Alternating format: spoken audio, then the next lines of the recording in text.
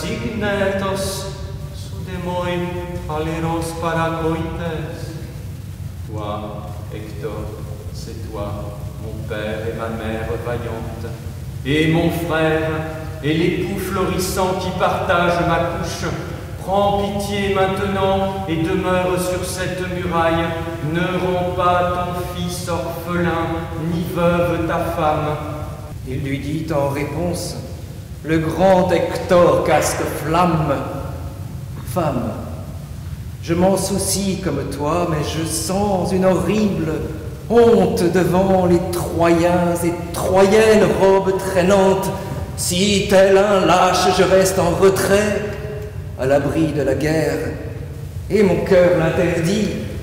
J'ai appris à être intrépide, sans relâche, à combattre à l'avant des lignes troyennes pour préserver mon renom et le grand renom de mon père. Certes, je sais bien ceci dans mon cœur, dans mon âme. Viendra le jour où sera détruite Ilios, ville sainte, et Priam, et aussi son peuple à la lance vaillante. Certes, je sais bien ceci, dans mon cœur, dans mon âme, viendra le jour où sera détruite Ilios, ville sainte, et Priam, et aussi son peuple à la lance vaillante.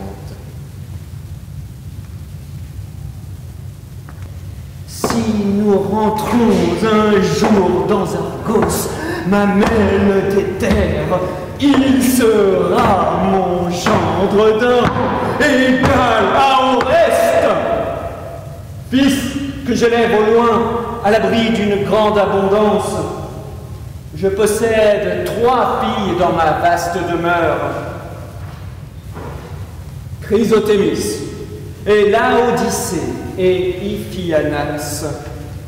Celle qui lui plaira, qu'il l'emmène sans rien en échange au palais de Pélée, pourvu de dons innombrables, comme jamais un père ne put doter une fille.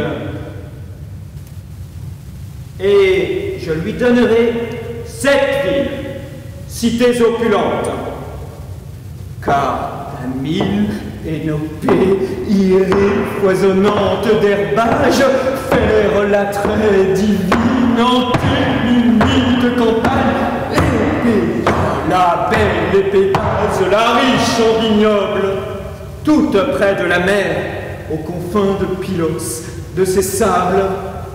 Les habitants y sont riches en moutons et en vaches. Ils l'aimeront comme un dieu, lui feront de belles offrandes, et soumis à son sceptre, paieront des dons magnifiques. J'offrirai tout cela s'il veut fléchir sa colère, se maîtriser. Hadès est seul inflexible, indomptable. C'est le plus odieux de tous les dieux pour les hommes. Qu'ils se soumettent. Je suis un roi de plus haute noblesse, et je prétends que je lui suis supérieur par mon âge. Comme 2 hommes discutent pour une question de limite, avec des cordes en main sur une terre commune, et défendent chacun leurs droits sur un frêle intervalle, ainsi les séparait la corniche, au-dessus de laquelle ils se tailladaient le cuir qui couvrait leur poitrine, boucliers aux belles arrondies et rondaches légères. Beaucoup furent blessés dans leur chair par le bronze implacable qu'un guerrier eût montré son dos en battant en retraite, ou pour plus d'un qu'on eût percé son bouclier même. Partout, créneaux et remparts ruisselaient du sang des victimes que versaient Achéens et Troyens d'un côté ou de l'autre. Il ne pouvait acculer les Achéens à la fuite. Il tenait bon, comme une femme ouvrière infaillible tient la balance en équilibrant le poids et la laine, et n'obtient pour nourrir ses enfants qu'un maigre salaire. Ainsi, conflit et combat se tendaient dans un juste équilibre, jusqu'au moment où Zeus offrit à Hector Priamide une gloire plus grande. Il franchit le premier la muraille. Il appela les guerriers troyens d'une voix claironnante.